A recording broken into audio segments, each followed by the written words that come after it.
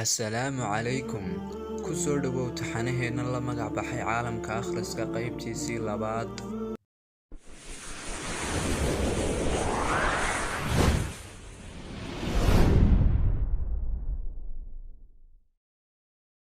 Qof kasta waxa uu qirayaa inuu akhrisku muhiim yahay, balse weligaa ma isweydiisay sababta? Marka aad loo soo koobo waxaynu tixi doonaa dhowr mudnaanood oo akhrisku u leeyahay akhristaha. Haddii aad gasho baadhayaasha internetka ku shaqeeya, waxaad la kulmaysaa qoraallo badan oo laga sameeyay akhriska. Waa kuwo aad u badan oo akhristuhu dareemi karo runnimadooda.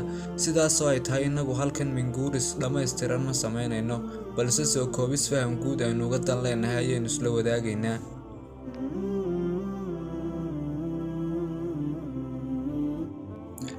Mar kasta oo aad wax akhridid, waxaad barataa oo aad la kulantaa walxo cusub, xogo cusub, iyo war cusub. Sidoo kale waxaad barataa habab cusub oo hor leh oo wax loo xalliyo. Marino baro ah oo yoolo lagu xaqiijiyo ayaa aad heli kartaa. Waa haddii aad yoolo leedahay, waxaaba laga yaabaa in akhriska badani kugu simo inaad seeshid oo aad ogaatid wadadan aad haysid inay tahay tii kugu qumanayd iyo in kale. Waa adiga ku sii adkaystay ama ka ag bedeshay. Bariyihii hore haddii afka wax la isaga soo gudbin jiray, hadda oo aynu joogno ereygan dhigan ayaa awooddaas qaatay. Waana taas sababta haddii ay awal ahayd war hel yaaba talo lehel aynu uga dhigayno wax la akhriyaaba talo lehel.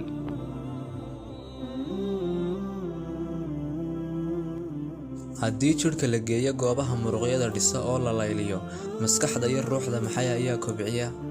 Ma ogtahay inay 5 xaraf noqonayso warcelintu? Akhrisku waxa uu kaa caawiyaa inaad dunidan in badan sii fahamtid. Sidoo kale akhrisku waxa uu kaa caawiyaa inaad si xoog ah u fahamtid dhigana aad xiisaynaysid oo wax laga qoray. Mid aanad jiritaankiisa ogeyna aad ka warheshid. Siyaabaha qorshaha loo dhigo, hababka kalsoonida loo kobciyo, iyo wadooyinka ruuxda loo quudiyaba. Waxa kuu haya waa waxaad akhrido. Waa sidaas sababta aynu u leenahay qofka raba inuu isbaxnaaniyo oo naftiisa, ruuxdiisa iyo garaadkiisaba kobciya.